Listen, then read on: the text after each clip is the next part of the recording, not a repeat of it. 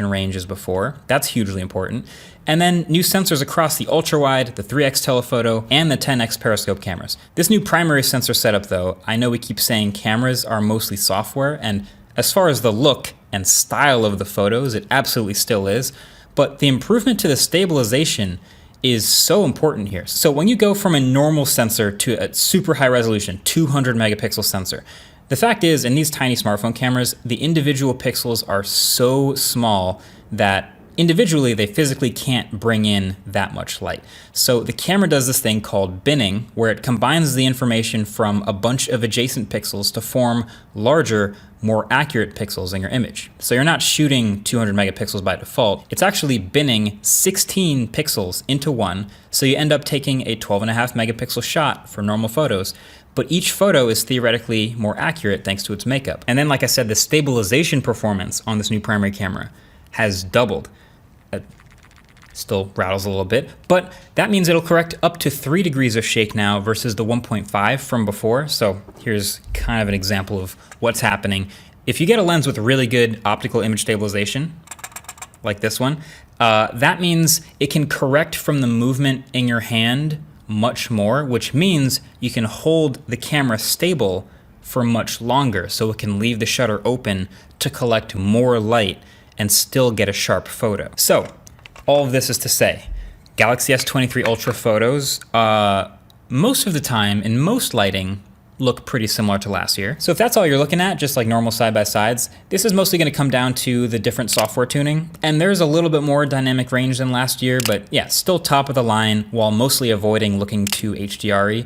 Photos are typically pretty warm from these Samsung phones, and they have a slightly punchier, more contrasty look than before. Still very much up the Samsung alley of like colorful and saturated, but it's an aesthetic that I can get behind, I really like. But on top of that, having this new sensor and optical stabilization means, one, you can shoot literally 200 megapixel photos now if you really want to. Now, this does accomplish the intended purpose of capturing much more of the finer detail in things like landscape. So if you plan on zooming in on the shot later, or if you're one of the 3 people on Earth who will actually print a smartphone photo, this should work, but you should also be aware that it's only really able to give you these types of results in excellent lighting, where a ton of light is hitting every individual little pixel. Anything short of that, and you're gonna get a lot of noise really quick. And there's also a really solid shutter lag as it churns out these massive 40, 50 megabyte files. Granted, this mode is mostly for things sitting still, like a landscape or a photo shoot, but worth noting. I think the better compromise is you actually also get a 50 megapixel mode, which kicks out still very detailed images that hang right with the iPhone's 48 megapixel Pro RAW shots in a variety of light. But now the files are 5 megabytes and there's a little less shutter lag, but there's still that improved detail over the normal bin shots and not as much noise. It's all about flexibility. Like the standard mode is going to be the best for most shots most of the time, but you can always turn it up if you want to. And that's very much the same thing with the zoom. You see all the cameras on the back. Like any phone with 2 different telephoto cameras is gonna have the biggest range of good zoom performance. On this phone, anything past 10x is where it really shines compared to others. And you might have even seen my recent clip of taking a photo of the full moon recently, which seems to blow people's minds every time they see it. Wow. But you also can't forget about video too. This is improved video across the board with better processing, the new sensors, and the much better stabilization thanks to the better OIS. So this might be the best super steady mode I've ever seen in smartphone video. And the beauty of it being from optical stabilization is it works great in a variety of lighting, unlike, some electronic image stabilization, which relies on having a ton of light. And on top of all of that, the 8K video on the smartphone is very usable. There are previous phones that have had 8K video. It's not the first, but I remember when they first got that capability, they'd always be at like 24 FPS because that's the most that they could churn out, which is not the right frame rate. So 8K 30, really good. And if you put it side by side with the 4K, you can actually see the sharpness difference if you really punch in. If you want a sample of this, the latest autofocus video I shot in my car is in 8K from this phone, and you can actually go watch it 8K on YouTube right now from the link below that like button if you want to. Oh yeah, and also don't forget about the better selfies too. There's a new 12 megapixel selfie camera in all these S23 phones. And while that number is lower on paper than the 40 megapixel selfie camera that came before it, it's better. it's just better. Rock solid proof that the megapixels don't matter.